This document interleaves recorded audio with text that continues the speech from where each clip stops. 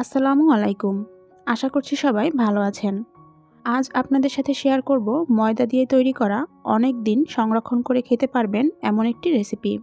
আশা করছি আমার আজকের রেসিপিটিও আপনাদের কাছে ভালো লাগবে। নাস্তাটি বানানোর জন্য প্রথমে এখানে একটি মিক্সিং বোলে নিয়ে নিয়েছি 1 কাপ ময়দা। দিয়ে দিচ্ছি 1 টেবিল চামচ চিনি। কালো জিরা দিচ্ছি হাফ চা চামচ। দিচ্ছি সামান্য পরিমাণ লবণ। রেগুলার রান্নার তেল দিচ্ছি 2 টেবিল চামচের মতো। এখানে রান্নার তেলের পরিবর্তে ঘি অথবা বাটার ব্যবহার করতে পারবেন। সব উপকরণগুলো ময়দার সাথে ভালোভাবে মিশিয়ে নিব। যত ভালোভাবে মিশানো যাবে নাস্তাটি তত বেশি ক্রিস্পি হবে। ময়দায় তেলের পরিমাণ ঠিক আছে কিনা বা ময়দা আর তেল ভালোভাবে মিশেছে কিনা তা বোঝার জন্য কিছুটা ময়দা এরকম মুঠ করে নেবেন। যদি এরকম দলা পাকিয়ে যায় তাহলে বুঝবেন তেল ভালোভাবে ময়দার সাথে মিশে গেছে। এখন অল্প অল্প পানি অ্যাড করে একটি ডো বানিয়ে নিব। মোটামুটি একটি শক্ত ডো তৈরি করতে হবে। ডো বানানো হয়ে গেছে। একটি ভিজা কাপড় দিয়ে ঢেকে রেখে দিচ্ছি 10 মিনিটের জন্য। প্রায় 10 মিনিট পর কাপড়টা সরিয়ে নিচ্ছি। ডোটাকে কাউন্টারে নিয়ে নিয়েছি। এবার এটাকে লম্বালম্বি রোল শেপ দিচ্ছি। ডোটাকে সমান 5 ভাগে ভাগ করে নিব। এর প্রতিটি ভাগ দিয়ে একটি করে রুটি বেলে নিতে হবে। তাই এখান থেকে একটি ডো নিয়ে প্রথমে একটি রুটি বেলে নিব।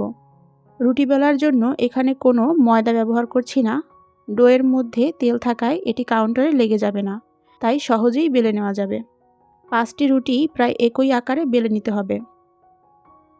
এই তো এরকম করে সবগুলো রুটি বেলে নিব। রুটিগুলো বেলা হয়ে গেছে।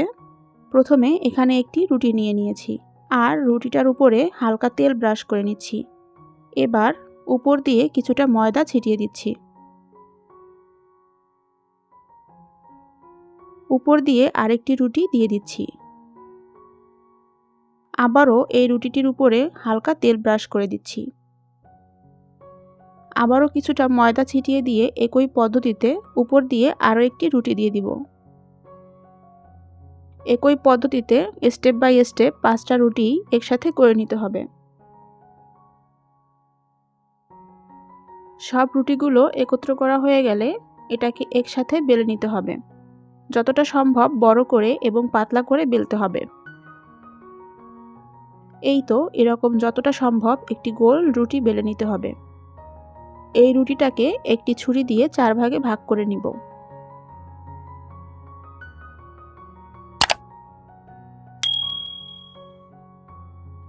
প্রতিটি ভাগকে আরও 4 ভাগে ভাগ করে নিব।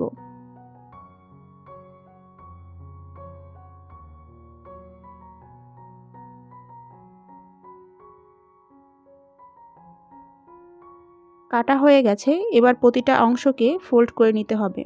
প্রথমে একটু চিকন করে ফোল্ড করে নিব। তারপর 2 সাইড দিয়ে টেনে একটু বাড়তি করে নিয়ে তারপরে পুরোটা ফোল্ড করে নিব। লাস্টের অংশ হাত দিয়ে চাপ দিয়ে আটকে দিতে হবে। যদি মনে করেন খুলে যেতে পারে তাহলে লাস্টের অংশটা একটু পানি দিয়ে আটকে দিতে পারেন। এতে করে ভাজার সময় আর খুলে যাওয়ার সম্ভাবনা থাকবে না।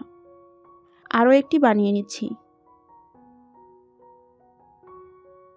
এভাবে সবগুলো বানিয়ে নিব। চুলায় তেল হালকা গরম করে নিয়ে নাস্তাগুলো দিয়ে দিব। তেল খুব বেশি গরম করা যাবে না। অল্প আঁচে নাস্তাগুলো ভাজতে হবে। কিছুক্ষণ পর পর নেড়েচেড়ে দিতে হবে। যখন নাস্তাগুলোতে হালকা কালার আসা শুরু করবে তখন অনবরত নাড়তে থাকতে হবে, যাতে নাস্তাগুলোর সব সাইডে একই রকম কালার আসে। যখন নাস্তাগুলো এরকম কালার আসবে তখন তেল ঝরিয়ে তুলে নিব।